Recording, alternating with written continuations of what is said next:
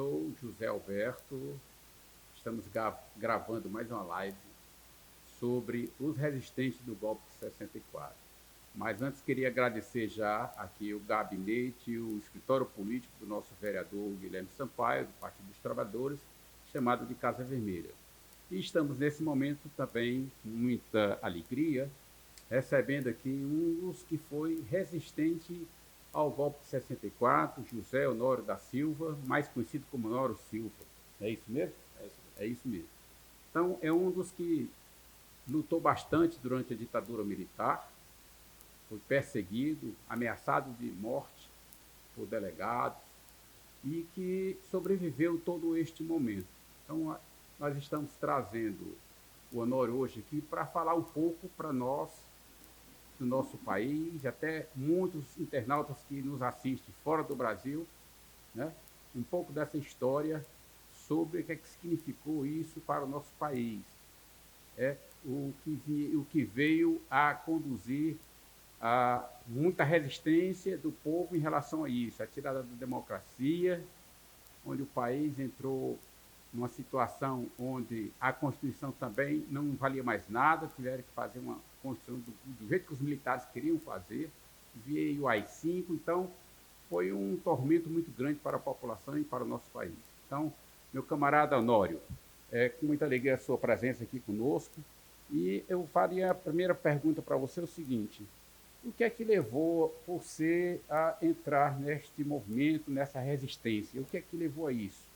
Teve uma causa, vamos dizer assim, onde você se envolveu e que achou que era benéfico você lutar por direitos, por democracia, buscar a liberdade do povo brasileiro? Isso deve ter mexido muito com você, acredito eu, né? Então, gostaria que você pudesse se apresentar, dizer um pouco de você, se você onde nasceu, um pouco para a população lhe conhecer em relação à sua pessoa. Caros internautas, estou aqui, Honório Silva, nascido no Iguatu, estudei no Liceu do Ceará, fiz vestibular, mas infelizmente fui expulso. E a sua pergunta, meu caro Zé Alberto, eu estudava no Liceu em 1964. Houve uma intervenção também no Liceu, até o diretor e o vice-diretor eram os irmãos Caio e Tibério Lócio. E eles impuseram ao nosso liceu uma ditadura, um colégio militar. E nós do liceu, sempre acostumados à democracia, sempre com muita leitura, sempre com muita discussão filosófica em sala de aula, era muito comum em qualquer matéria os professores iniciarem uma discussão filosófica. E dentro disso aí nós vimos que o que estava acontecendo no nosso país era a supressão dos direitos, a supressão da imprensa e a supressão dos trabalhadores. Muitas pessoas já tinham sido presas, já tinham sido inclusive mortas, e nós tínhamos conhecimento, nós tínhamos essas notícias através de um dos líderes estudantis da época, que era o Parangaba. Parangaba foi quem movimentou o liceu, e nós na época fazíamos greve contra o aumento dos ônibus. Mas esse aumento dos ônibus era só um pretexto para que nós pudéssemos denunciar a ditadura que estava no liceu, a ditadura que estava no nosso país. E a partir daí eu comecei a me engajar no movimento estudantil, até que em 68 conheci o SESC, e no SESC também as lutas que decorriam da nossa resistência, da nossa revolta, me trouxeram mais subsídios para poder me tornar uma pessoa resistente à ditadura. Em 69, eu já tinha terminado o secundário, já estava entrando na faculdade e fui preso. Fui preso na cidade do Crato por estar proferindo palestra para estudantes. E passei 4 meses e 11 dias preso pelo delegado de Polícia Federal, Laudelino Coelho, que na época foi me buscar no Crato de um avião monomotor.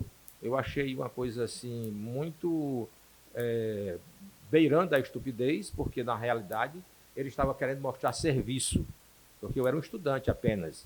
Fui lá buscado de avião. Aqui fui submetido já a uma sessão de espancamentos na sede da Polícia Federal.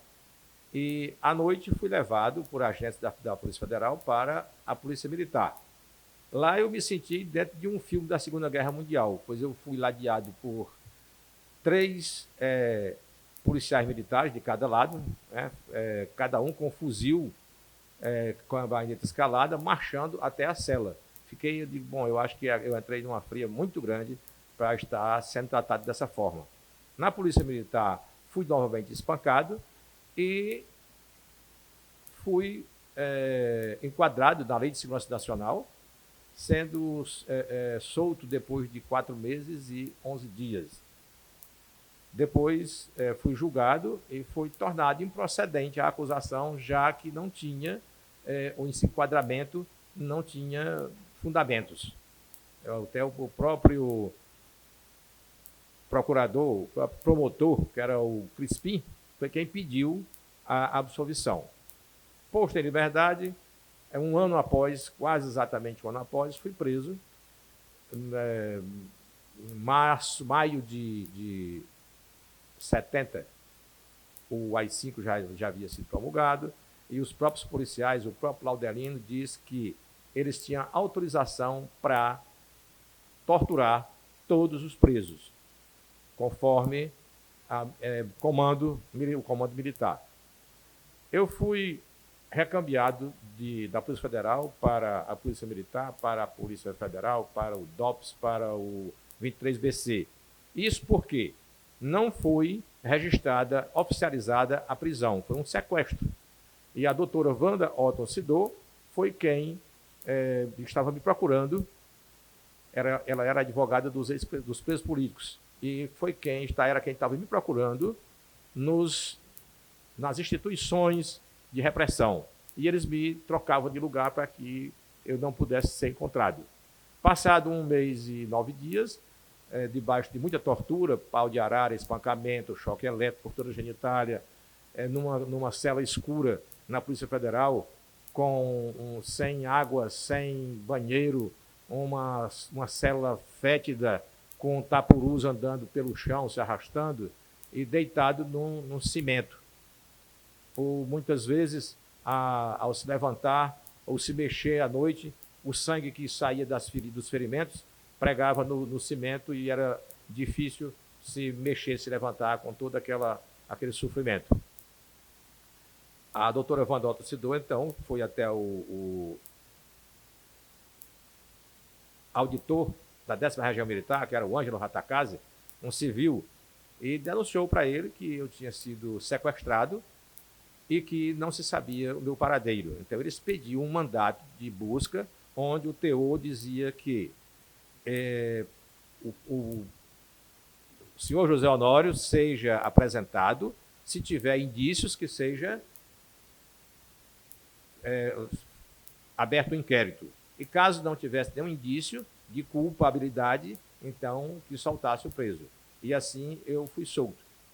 Depois de solto, eu passei na casa do meu pai, peguei umas roupas e fui embora para um local desconhecido dos meus pais.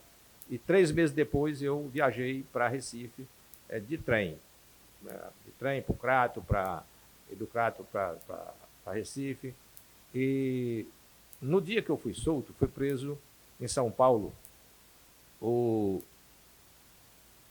uma pessoa, um resistente também. Debaixo de tortura, ele abriu o meu nome, e naquele tempo a gente não tinha internet, mas não foi por telefone, eles mandaram por telex. E só no outro dia foi que o Laudelino Coelho, delegado na época, foi que tomou conhecimento. Então ele invadiu a casa do meu pai, ele, o Lucena, o Jaime, o Pires e vários outros agentes armados de arma em punho.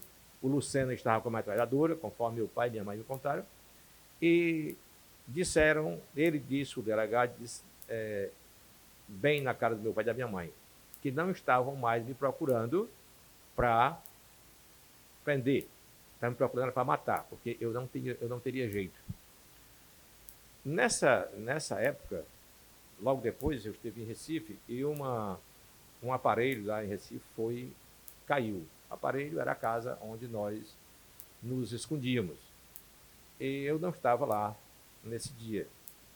E a minha mala estava lá, com toda a documentação minha. Então, a Secretaria de Polícia de lá do Pernambuco mandou perguntar aqui para a Secretaria de Polícia do Ceará quem é José Honório da Silva. Então, tem o teor do documento respondendo: José Honório da Silva, estudante universitário de Iguatu, filiação, formado na filosofia marxista, elemento de alta periculosidade, frio e calculista, preso em 1969 por estar proferindo palestra para estudantes da cidade do Crato, solto, após a sua soltura, foi preso novamente em 1970, suspeito de estar com mais 16 companheiros planejando assaltos e sequestros. Apesar de rigorosamente investigado, nada revelou. Ora, uma contradição muito grande nesse próprio documento, onde eles dizem que eu era suspeito de estar com mais 16 companheiros e planejando assaltos e sequestros. Se só quem foi preso foi eu e ninguém mais foi preso, e se eu não disse absolutamente nada, então era uma afirmação falsa. E eu acho que sou o único ex-preso político que tem um atestado, um certificado de tortura, porque está bem explícito lá. Apesar de rigorosamente investigado, nada revelou. Então, rigorosamente, hoje, que ainda continua a tortura no nosso país dos presos comuns, então, naquela época da ditadura, rigorosamente investigado, era feia demais. Então, esse é o meu testemunho, que é um dever cívico meu e de todos os companheiros que por lá passaram na ditadura, de relatar os acontecidos, porque nós somos testemunhas vivas do que aconteceu. Nós trazemos na carne, nós trazemos na nossa mente as sequelas dos maus tratos que sofremos naquela época. E pessoas hoje, jovens, que pensam que não houve ditadura, porque tem muita gente propaganda alardeando que não houve ditadura, é uma grandiosíssima mentira, uma mentira deslavada. Nós somos proibidos de estudar, nós somos proibidos de trabalhar. Eu fiz concurso para emprego federal, fui expulso do meu emprego e fui expulso dos meus estudos, perdi tudo. A única coisa que restou, que é o que nós temos de mais valor, é a vida. E a vida me fez, com muita sorte, com muito cuidado, estar até aqui hoje, chegar até aqui hoje, para dar esse testemunho. Honório, a gente está aqui, já acho que é a quarta live que a gente está fazendo, a quarta live que a gente está fazendo aqui nesse momento sobre esse assunto, né? O assunto do golpe militar de 64, as torturas, mortes de muitos militantes, muitas pessoas que foram presas e não retornaram mais, outras não encontraram nem sequer as ossadas para que a família pudesse fazer um sepultamento do seu parente, da sua família, né? E um dos que a gente entrevistou aqui, o Inocêncio Uchoa, foi inclusive o primeiro que a gente fez a entrevista aqui, né? Ele disse uma coisa aqui que nos deixou bastante assim chocado, né? Por exemplo, quando ele foi solto, quando ele saiu da prisão, ele disse que não pôde voltar para o Ceará, porque as pessoas olhavam para ele, olhavam com medo, como se ele fosse um monstro, como se fosse mais que um ser humano, uma coisa assim brutal, né? E ele teve que sair do Ceará e ir para o Rio de Janeiro. Morou 11 anos no Rio de Janeiro e os filhos deles não tiveram o direito de nascer no estado do Ceará. Nasceram no Rio de Janeiro. Depois de 11 anos, eles voltaram ao Ceará, né? Mas eles não tiveram esse direito de nascer aqui no seu estado. E eu pergunto a ti, como é que foi esse relacionamento com a sociedade aqui do Ceará, aqui de Fortaleza? Você teve que se ausentar ou você não teve, vamos dizer assim, esse distanciamento não foi visto desta forma, o que foi que aconteceu de fato? Porque esse trauma que você deve sentir durante as torturas, e que isso vai ficar na cabeça até só quando Deus quiser agora, né? Mas deve também ter tido essa resistência do povo em relação à sua pessoa, de muitas pessoas que eram amigas se afastaram. Você pode falar um pouquinho para a gente isso aí? Meu caro Inocêncio retratou muito bem isso. Eu passei 10 anos fugindo. Eu só vim me apresentar aqui em Fortaleza publicamente ao, depois de 1980, quando em 79 houve a abertura essa que foi forçada pela pressão interna e pela pressão externa internacional, porque a ditadura cometeu muitos crimes. A ditadura, eu posso citar aqui, se tivesse tempo, mais de 100 crimes da ditadura, desde o colarinho branco, passando pelo contrabando, passando pela tráfico de drogas, contrabando feito pela primeira companhia do 2º Exército do Rio de Janeiro, comandada pelo capitão Guimarães, que depois tornou-se o chefe do Jogo do Bicho, foi capa da revista Cruzeiro. Tráfico de drogas com o Fleury, que assumiu a chefia do tráfico de drogas. O capitão Guimarães assumiu a chefia do Jogo do Bicho, no Rio de Janeiro. O terrorismo, várias bombas foram disparadas em bancas de revista que distribuíam o jornal Pasquim com críticas à ditadura. Jornais foram derrubados, bombas foram soltas lá dentro. E a mais famosa, a do Rio Centro, que um petardo explodiu dentro de uma Puma por imperícia dos 2 terroristas, 2 oficiais do Exército Brasileiro, que iriam soltar as 2 bombas lá dentro do Rio Centro, onde tinha 15 mil pessoas para assistir show de Caetano Veloso, Gilberto Gil e todos aqueles artistas da época que faziam protestos contra a ditadura. E também a tortura, o principal crime da ditadura, o terrorismo, o desaparecimento de corpos. Nós não tivemos a oportunidade, na época, de denunciar, porque quem denunciou foi morto. Herzog, jornalista, foi morto. O Alexandre von Baumgarten, que foi morto pelo general Newton Cruz, porque tinha um dossiê onde o SNI, que era chefiado pelo Newton Cruz, era quem comandava o desmatamento de onde hoje é o Lago Tucuruí. E a madeira estava sendo desviada e o SNI é quem estava roubando a madeira. Então nós temos uma gama de crimes da ditadura, crimes hediondos, crime contra a humanidade, crime de lesa pátria, de lesa humanidade. E eu fiquei no Rio de Janeiro, São Paulo, Rio Grande do Sul, Recife, Bahia, Pará e São Luís do Maranhão, fugindo por todo esse tempo. Quando eu passava pelo Ceará, que é um lugar que ninguém imaginaria que eu passasse por aqui, eu encontrava com alguns companheiros, mas era com muito cuidado, porque todo mundo tinha medo de passar perto de mim, porque eu estava sendo procurado para ser morto.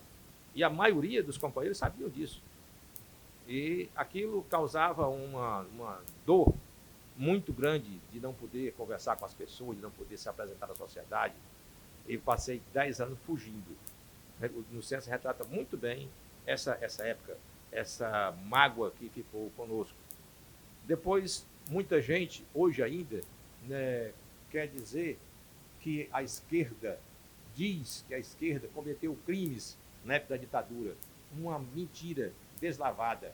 Nós não cometemos crime, absolutamente. Nós fomos proibidos de estudar, como já disse, proibidos de trabalhar, nós fomos proibidos de fazer política e nos perseguiam para nos matar. E quando não fosse para matar, era para levar, torturar, para derrubar outros companheiros e aqueles irem lá para dentro para sofrer as mesmas coisas e possivelmente ser morto. Então, nós começamos, então, a nos armar. Eu passei a ser do Partido Brasileiro Comunista Revolucionário, PCBR, Partido Comunista Brasileiro Revolucionário. E andava armado, sim, mas andava armado para me defender minha vida. E caso fosse um cerco onde eu não pudesse escapar, eu iria disparar uma bala na cabeça, porque eu jurei que jamais seria preso pela ditadura para passar pelas mesmas torturas que eu passei.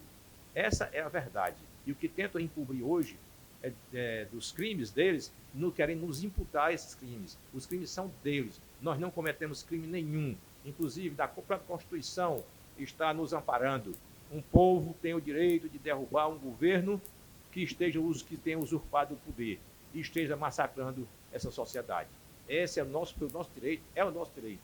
Assim como hoje nós lutamos contra essa barbaridade que está acontecendo no nosso país. Uma ditadura, nós estamos passando por uma ditadura, e muita gente apoiando, pessoas pobres, apoiando que a reforma da Previdência seja aprovada para retirar os direitos dele, de aposentadoria, de salários, e os seus direitos trabalhistas, como 13º e toda a CLT. Nós estamos aqui ainda nessa luta e não vamos desistir, porque a nossa luta não tem fim, a nossa luta é eterna, é a luta da elite contra o povo, contra uma sociedade. E o nosso exército brasileiro é um exército de aluguel, um exército mercenário, porque só defende a elite.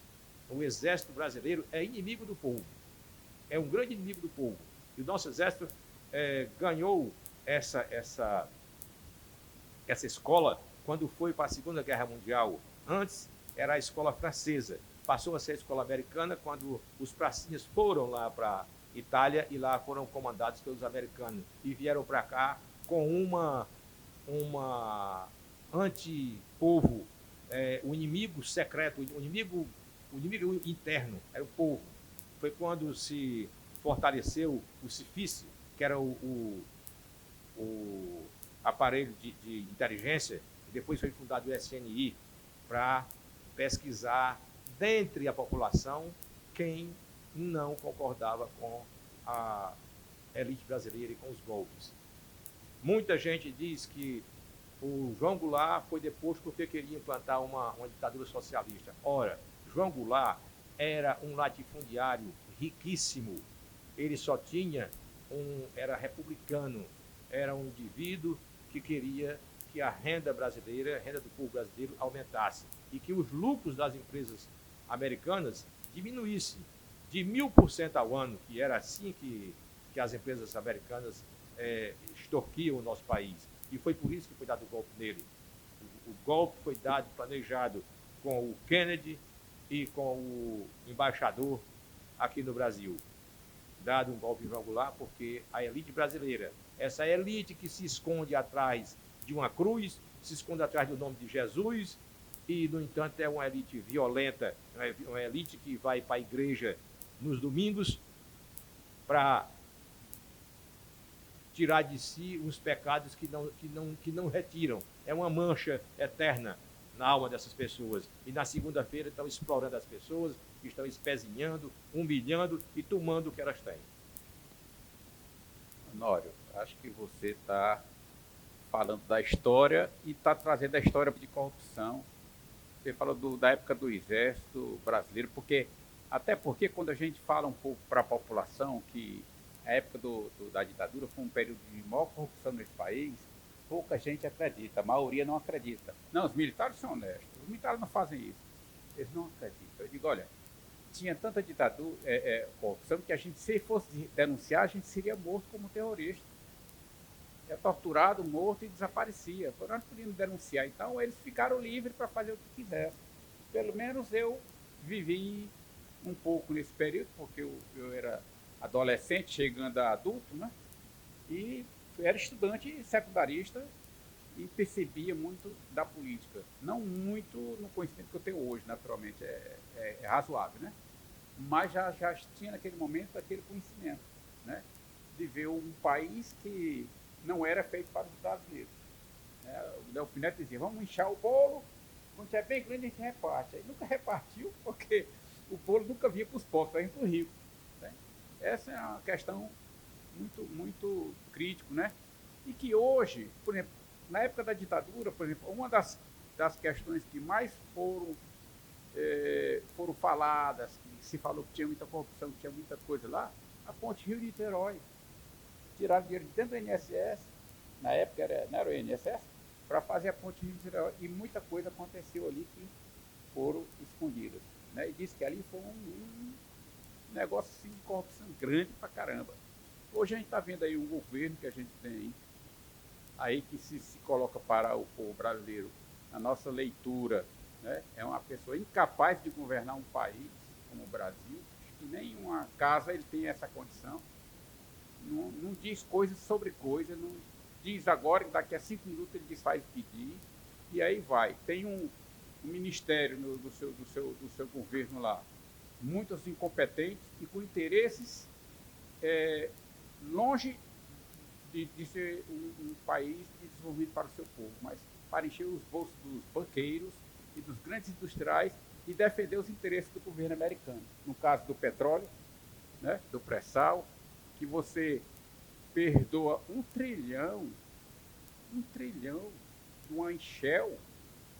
O que a Shell fez? Não cavou nem um poço, mas recebeu um petróleo para explorar e não vai pagar os impostos para o Brasil. Aí diz que a Previdência está quebrada e precisa de 1 trilhão. Então vai pedir a Shell o dinheiro de volta. Né? Então, por exemplo, essa corrupção naquele período dos militares, né? Porque as pessoas até dizem que a corrupção só apareceu agora, né? Depois no ano 2000. Eu queria que você pudesse aprofundar mais um pouquinho, falar mais um pouco sobre essa questão daquela época.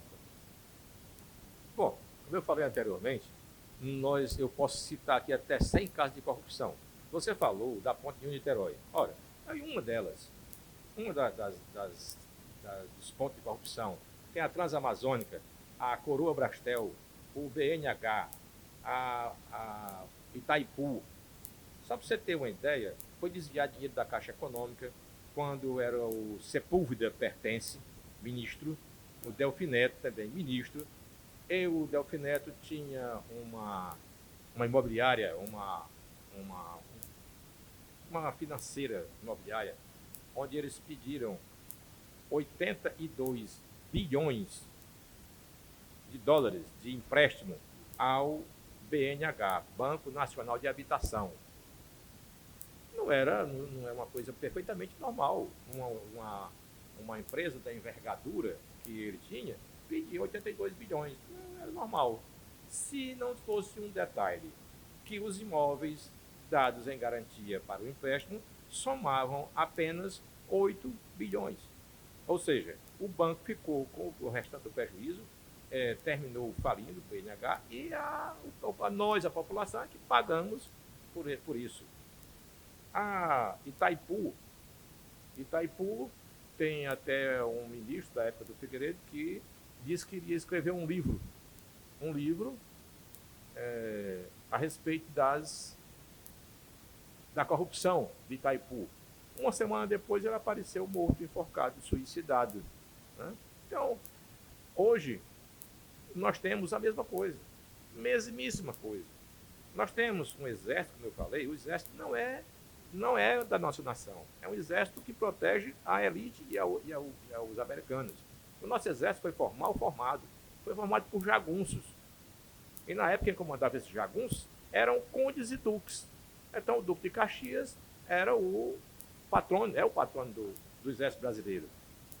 O conde deu. Como é que essas pessoas, duques e condes, iriam ficar ao lado da população? Jamais. Então comandaram jagunços na Guerra do Paraguai, onde mataram crianças, 600 crianças foram trucidadas por eles e vieram para cá de volta recebidos como heróis. Heróis que mataram crianças. Né? Então, essa é uma história, nossa história brasileira, porque até mesmo a gente tem uma formação colonialista e essa formação criou o ideário, no ideário popular, no imaginário popular, de que todas as questões sociais, os conflitos sociais devem ser resolvidos arbitrariamente por um ditador, por um regime totalitário. E aquele evento de 1964, quando foi o Mourão Filho, né? Veja só o nome, né? Saiu de lá, de Minas Gerais, e botou as patas, as botas dele lá na cidade maravilhosa e deu o golpe na nossa sociedade, no nosso país. Esse movimento foi um evento importantíssimo para fortalecer esse imaginário popular de uma sociedade já colonialista, escravagista, e isso fortaleceu. Foi uma coisa determinante. Então, nós passamos 20 e poucos anos, 21 anos de ditadura, apoiado por muitas pessoas da sociedade, porque, na realidade, foi um golpe civil militar. Né? Os civis, a burguesia, simplesmente alugou o exército como mercenário. Tanto é que o senhor Amaury Cruel, que era general na época, general do 2º Exército, recebeu da Fiesp 6 malas lotadas de dólares, conforme o depoimento do seu próprio ajudante de ordem, que hoje é um coronel reformado, que disse que recebeu a mala cheia de dólares, as malas cheias de dólares. E ele abriu as malas para ver o que tinha, se não era alguma arma. Mas, no entanto, eram dólares, como ele disse, novinhos, parece que saíram do Tesouro Americano naquele momento. Assim começou a nossa história de golpe da ditadura militar, foi comprado. Os americanos compraram e deram respaldo com uma frota para que, se os militares não dessem conta, eles invadiriam o Brasil. Esse é o nosso exército, que, como hoje existem traidores, daquela época também tinha, na Venezuela estão fazendo isso. Um sujeito que se autoproclamou presidente da República e chama quem foi votado, quem foi eleito legitimamente, chama de ditador. Ora, mas também está pedindo intervenção americana no seu próprio país. Como é que o cidadão brasileiro vai pedir ao cidadão do país de intervenção militar de outro país no seu país? É um traidor da pátria. Ele é que é o traidor, é ele mesmo, ele é um lesa-pátria. Agradeço a vocês aqui.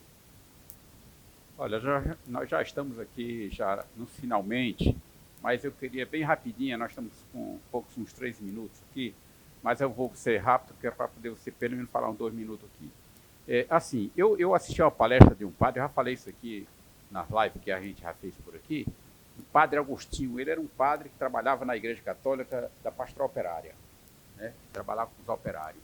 Ele disse assim: o povo que não conhece a sua história está fadado ao fracasso.